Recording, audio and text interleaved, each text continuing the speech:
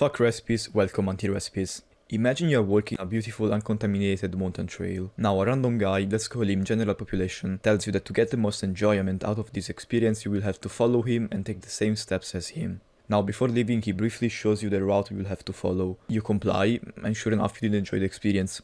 You stayed in the center of the trail, you admired the beautiful landscape, you moved to the side, and you admired the ancient rock painting. Then you went there, and then you kept going with the route he gave you. At the end, you check your pocket, and you have these beautiful souvenirs. You have the picture of the landscape, you have a piece of the rock painting, and some other items. But what if I told you that while you were busy looking at the rock painting, you missed a secret entrance to a magical cave? And while you were following the central path, you missed a rare violet enchanting flower. You see, to enjoy the experience, you didn't really have to follow him, because at the end of the day, it is just a trail. And as long as you know how to walk, and you don't tumble over some pitfall on the ground, you can figure out yourself where to go and what to look at. The problem is that if you trace your own route, general population will tell you that that is wrong, and that if you follow it, you will have an awful experience. Pizza is all with tomatoes, mozzarella and basil. I don't give a fuck. White and red. Oh, shut the fuck up! While their path is the right one, because previous generation took that and that is the way it is. I was one of those people. I did follow general population. I also followed some path I found online, but none of them, none of them ever gave me the chance to let me explore. And this led to me indulging in junk food every chance I got, because cooking is stressful and also kind of hard. And since I don't have time, I will not cook.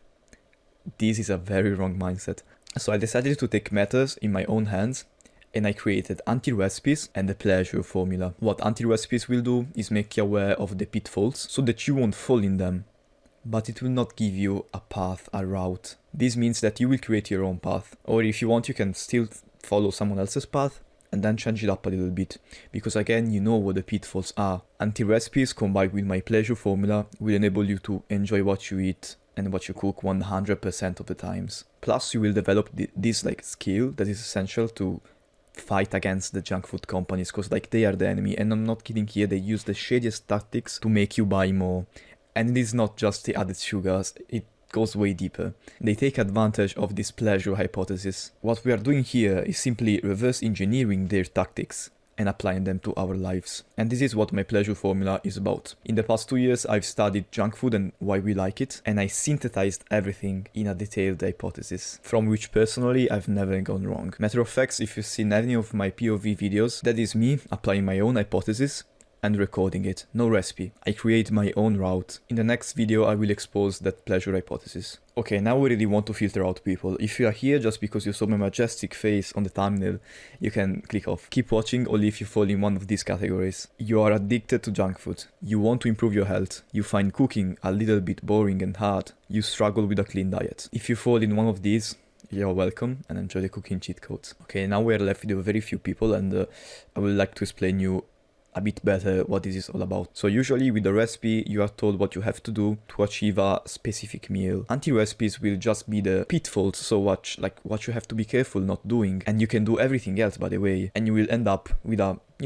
tasty meal. So the cooking process is the trail that can be done in many ways. The recipes, like conventional recipes, are the routes, like precise routes, and if they are not explained well, usually they are too wide, they are not very precise, and you will have the chance to fall in one of those pitfalls. Well, if the recipes was precise, you would have avoided that. The thing is that they usually don't give you the pitfall location. Anti-recipes are the map of these pitfalls. The pleasure hypothesis points to the location of the items, because the final meal, okay, is basically the collection of these items you gather. And in this case, knowing how to cook is basically the equivalent of knowing how to walk in this trail.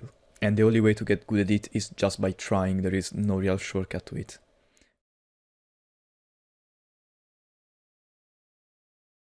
The better you are at finding these items, the better the meal will be. Imagine going back at home and the only 2 items you gathered are 2 sticks and a rock. Now compare that with an amethyst and a number with a prehistorical creature inside. If you understand the pleasure hypothesis, you will choose the best ingredients.